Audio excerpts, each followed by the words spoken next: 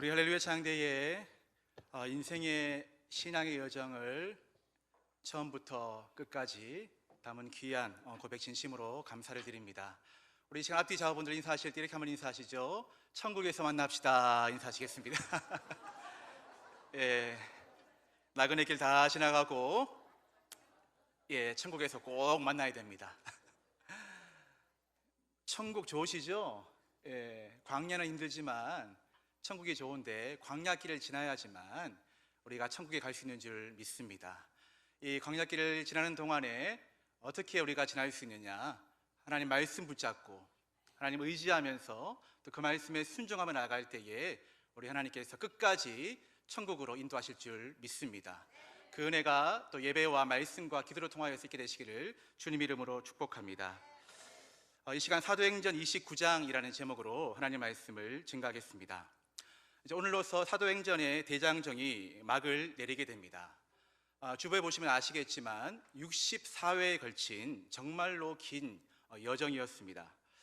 예루살렘 마가의 다락방에서 시작된 뜨거운 성령의 불길이 유대와 또 사마리아를 넘고 소아시아, 유럽을 지나 마침내 오늘 본문의 로마까지 이르게 되었습니다. 여러분, 로마가 어떤 곳입니까?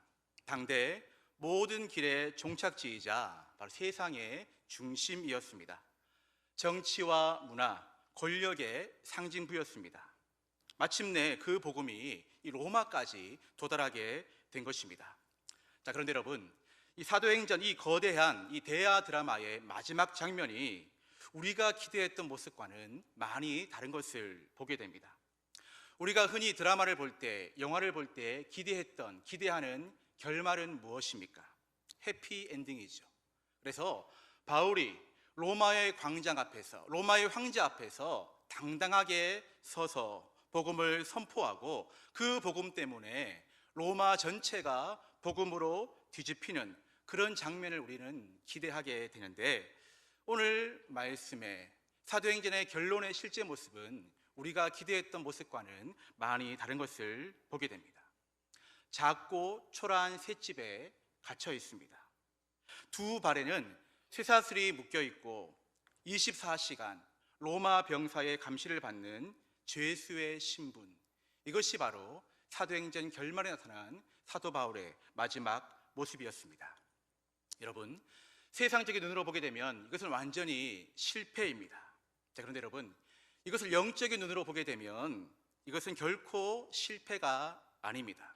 이 장면은 가장 위대한 승리의 장면이라고 할 수가 있는 것입니다.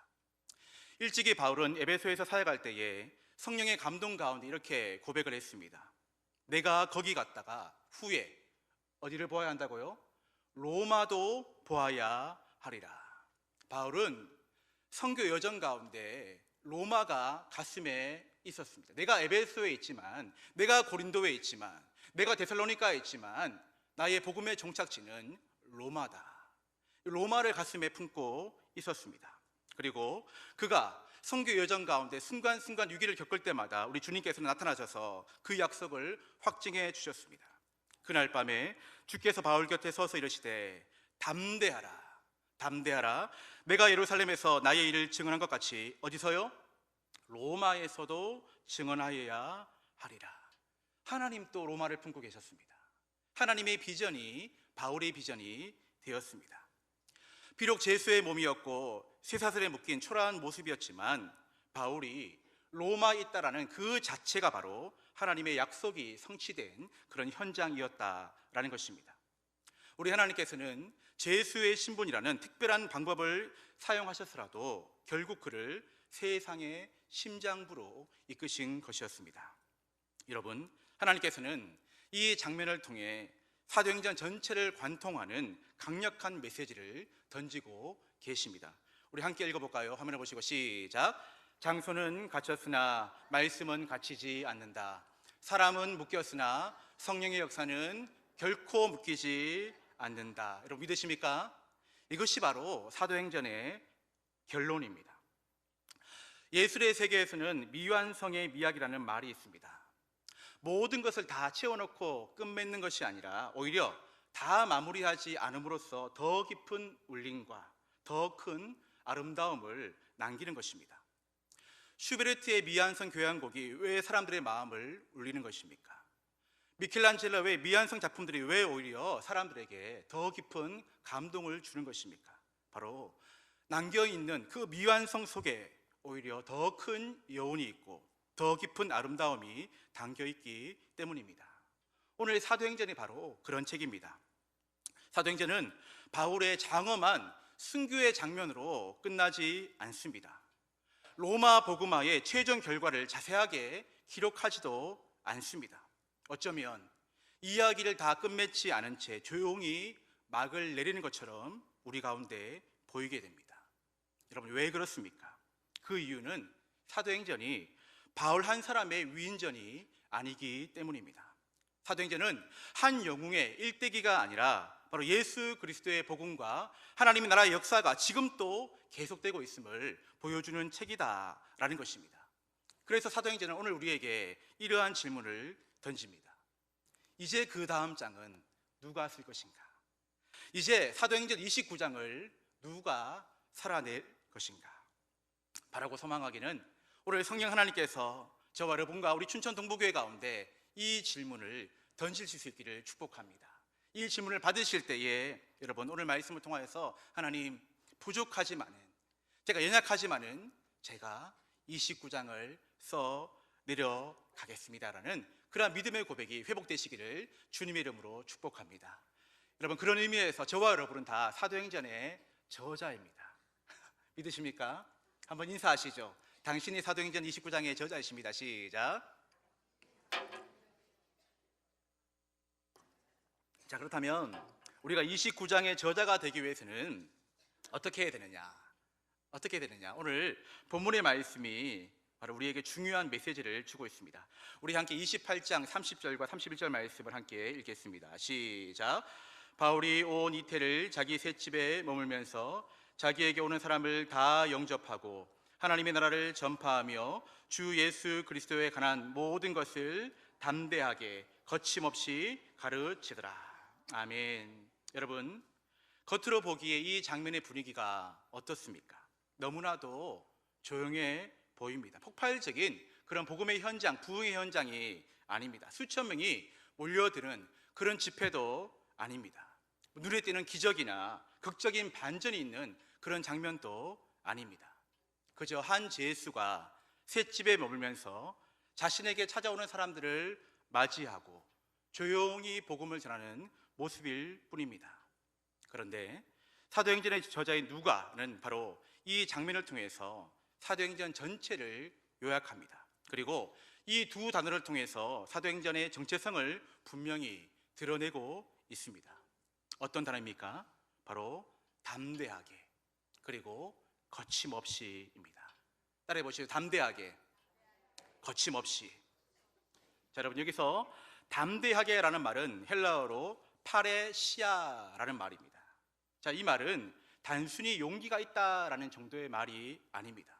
거리낌 없이 말하다, 숨김없이 공개적으로 말하다라는 그런 뜻을 가지고 있습니다. 무엇보다도 권세 있는 자리 앞에서도 두려움 없이 진리를 선포하는 태도를 말합니다.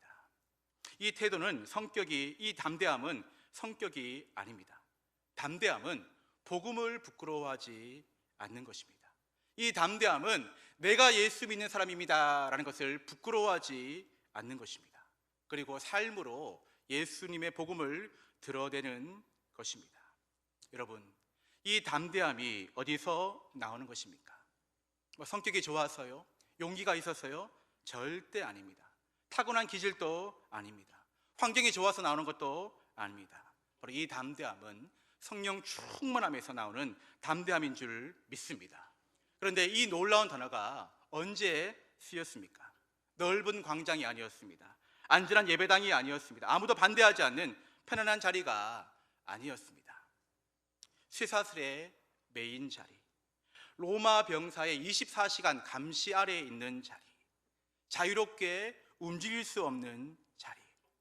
그런데도 바울은 그 환경에 굴하지 않고 그 사람에 굴하지 않고 파레시아, 담대했습니다. 무엇을 말합니까? 하나님의 말씀, 복음을 전했습니다. 저는 이 말씀을 준비하다가 참 부끄러운 저의 과거가 떠올랐습니다. 8년 전 제가 춘천 동부교회 오기 전에 창원에서 목회를 할 때였습니다.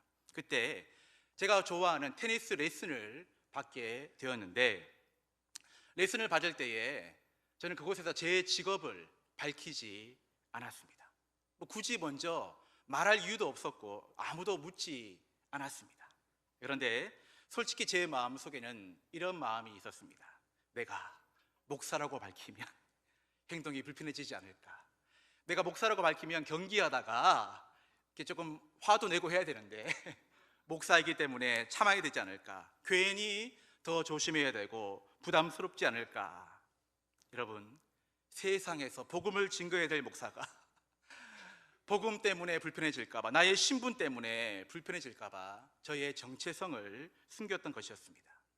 시간이 흘러 3개월이 지날 때였습니다. 어느 한 분이 저를 보더니 이렇게 말씀하시는 것이었습니다. 혹시 의사 아니십니까? 제가 의사처럼 보이나요? 말끔하게 생기니까 혹시 의사 아니십니까? 예, 영혼을 고치는 의사입니다 라고 속으로 답했지만은 그 순간 제가 얼마나 당황했는지 모릅니다. 그런데 솔직히 그 말을 들었을 때 기분이 나쁘지는 않았습니다. 야, 내가 의사처럼 보이나? 아직 우리 집에 의사가 없는데 내가 의사처럼 보이나? 기분이 좋았습니다. 그런데 오늘 말씀을 준비하면서 이 과거를 떠올려 보다가 제 마음을 깊이 찌르는 질문이 있었습니다. 목사님 아니십니까? 라는 말을 들어야 되지 않을까? 내가 비록 운동복을 입고 있다 할지라도, 내가 반바지를 입고 있다 할지라도, 내가 양복을 입을 때라도, 언제 어디서라도 그 누군가에게 선생님은 말씀하시는 것을 보니, 행동하시는 것을 보니 목사 아니십니까? 목사님 아니십니까? 이 말을 들었을 때 정말로 내가 기뻐해야 하지 않을까? 그런데 목사인 제 안에도 그러한 거룩한 기쁨보다 세상적인 인정에 더 흔들리는 그런 마음이 있었음을 발견하게 되었습니다. 의사 아니십니까? 의사 아닌데요.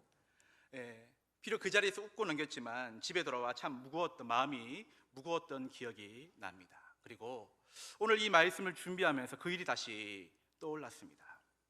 나는 테니스를 치다가도 복음을 전해야 될 목사인데, 복음 때문에, 목사라는 신분 때문에 행동이, 말이 불편해질까봐 난 뒤로 물러나 있었구나, 담대하지 못했구나, 참 부끄러웠습니다. 사랑하는 성도 여러분, 그런데 여러분, 이것이 과연 저만의 모습일까요? 우리는 예수님을 믿습니다. 예수님을 뜨겁게 사랑합니다. 이 안에서 뜨겁게 찬양하고 기도하고 주의 이름을 부르짖습니다. 우리는 춘천 동부교회의 아름다운 거룩한 성도입니다. 그런데 때로는 그 사실을 드러내지 않을 때가 있습니다. 내가 하나님 믿는 사람이라는 것을, 내가 춘천 동부교회 장로요, 목사요, 권사라는 것을 말하지 않을 때가 있습니다. 심지어 숨길 때도 있습니다. 왜 그렇습니까? 불편해지기 때문입니다. 내가 뭔가 이 신분을 드러내면 어색해지기 때문입니다. 때로는 세상적인 손해를 볼까 두렵기 때문입니다. 그런데 오늘 본문의 바울은 달랐습니다. 상황을 보지 않았고 눈치를 보지 않았고 자기 유익을 계산하지 않았습니다. 담대함으로, 파레시아, 담대함으로 묶인 채 있었지만은, 매인 채 있었지만은 환경에 굴하지 않고, 나는 예수 믿는 사람입니다, 당신도 예수님을 믿으십시오, 찾아오는 모든 사람들에게 셋집에서 담대하게, 감시를 피한 것이 아니라 그 감시를 받으면서도 담대하게 주의 복음을 증거했던 바로 바울의 모습이 오늘 우리에게 도전을 주고 있는 줄 믿습니다. 두 번째 단어는 거침없이라는 단어입니다. 거침없이. 이 단어는 아콜리토스라는 말입니다. 아콜리토스. 그 뜻은 분명합니다.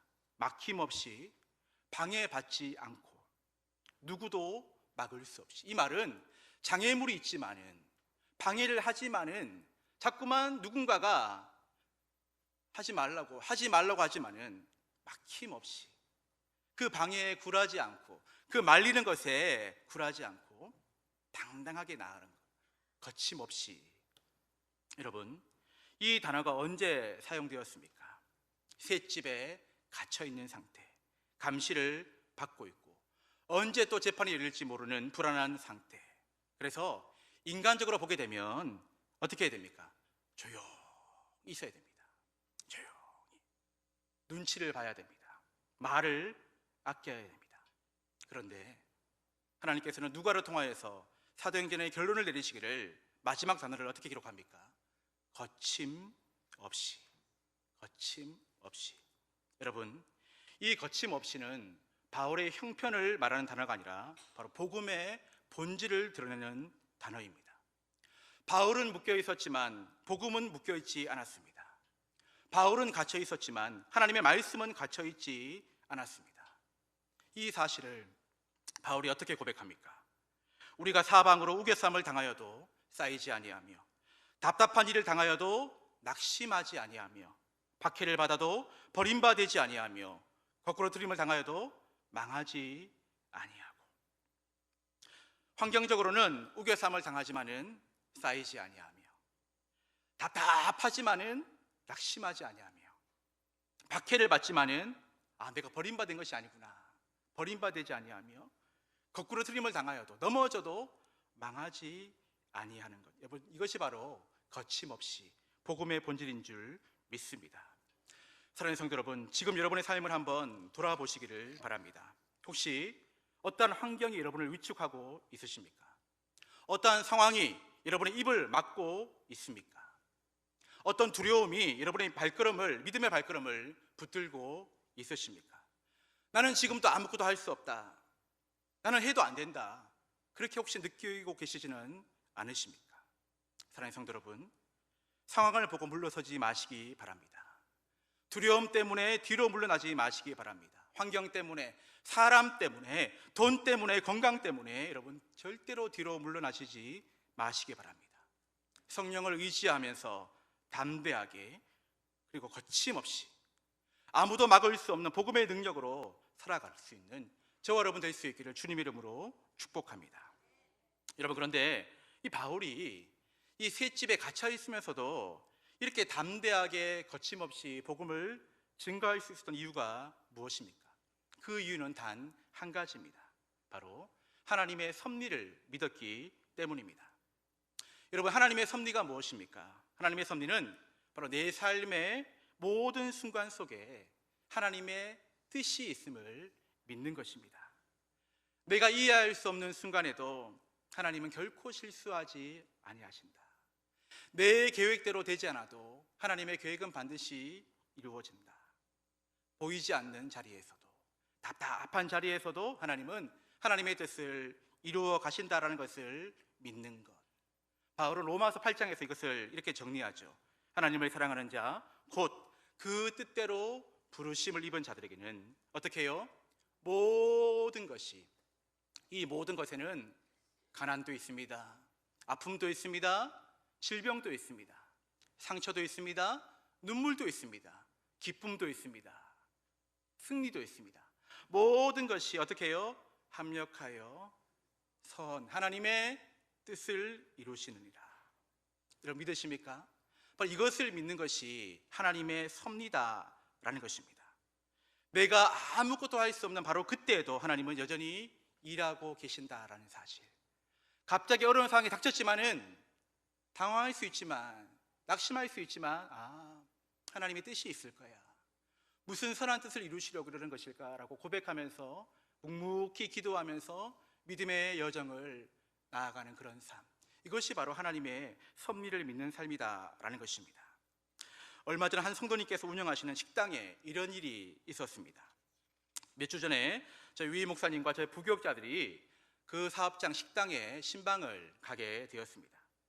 이 사업장이 형통하기를 바라는 마음으로 간절히 우리 목사님들께서 간절히 기도했습니다.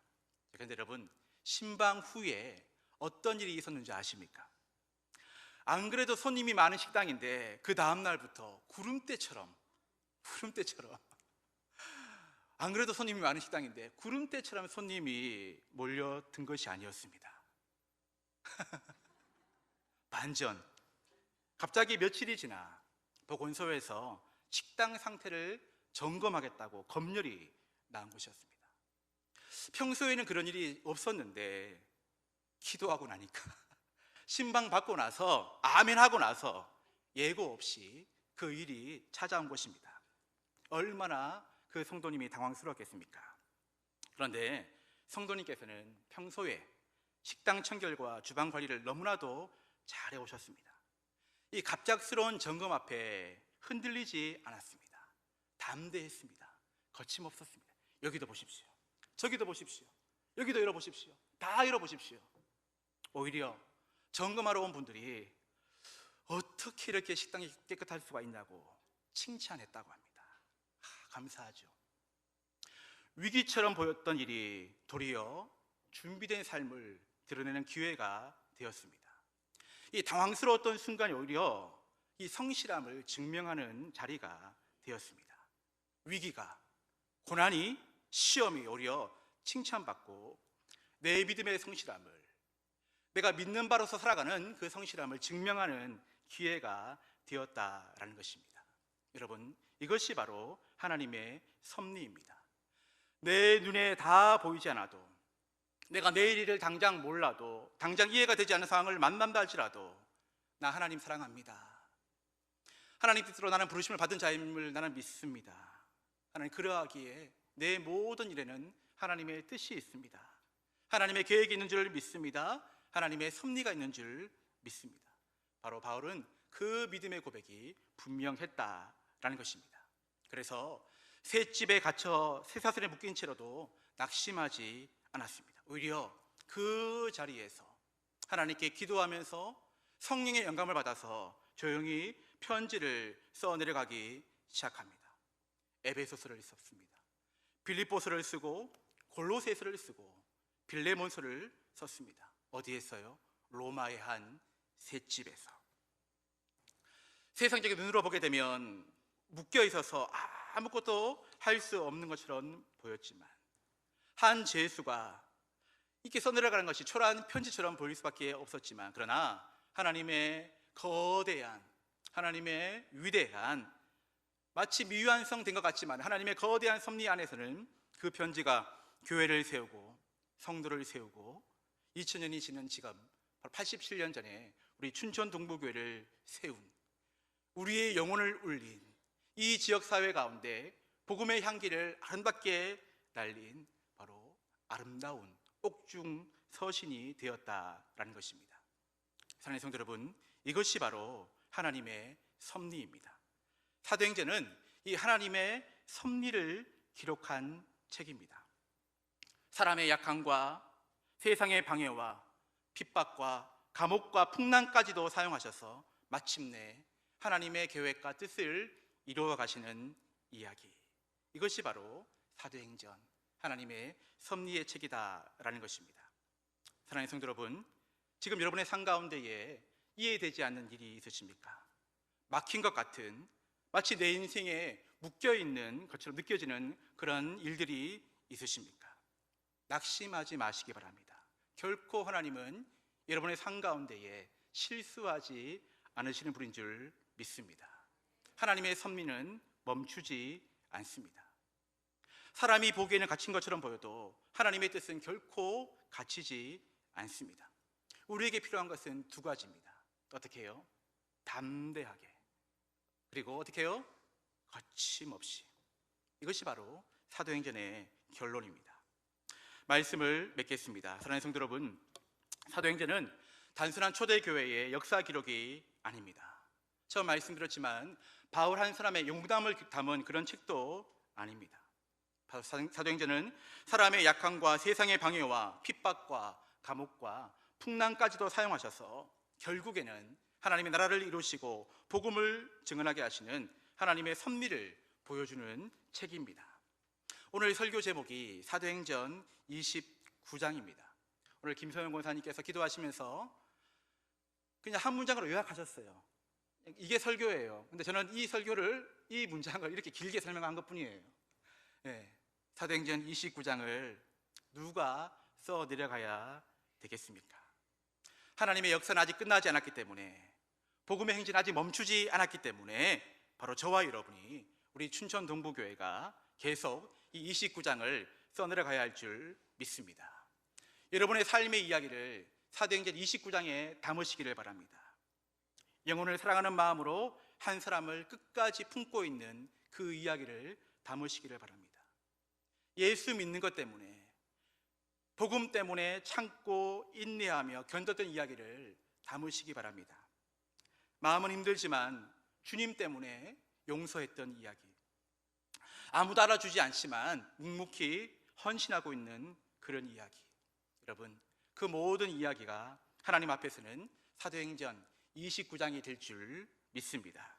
혹 우리의 상황이 쇠치가 같은 답답한 자리를 할지라도, 앞을 보아도 뒤를 보아도 묶여있는 상황이라 할지라도 모든 것을 합력하여 선을 이루시는 하나님의 섭리를 신뢰하면서 가정에서, 직장에서, 삶의 자리에서, 그리고 우리 춘천 동부교회에서 담대하게 거침없이 29장을 써내려 가시는 저와 여러분 될 수 있기를 주님의 이름으로 축원드립니다. 기도하시겠습니다.